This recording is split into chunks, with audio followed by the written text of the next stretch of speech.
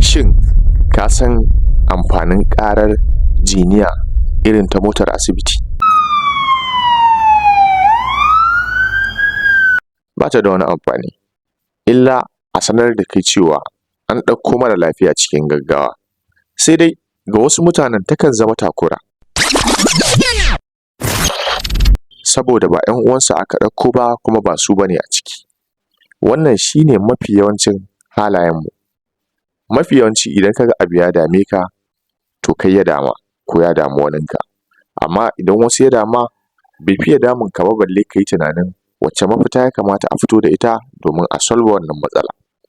Wannan shi ne ya kawo Najeriya a inda take, ma'ana idan jifa ya wuce kaina, to ko kan wa zai faɗa ya faɗa. Sai dai kamar yadda ake cewa sharri ɗan aike ne, mafi yawancin lokuta abin da ka gabatar ɗin nan ko ka kau da kai gare shi yakan dawo kanka a lokacin da kai kuma ba ka da hanyar da za ka kare kanka daga gare shi.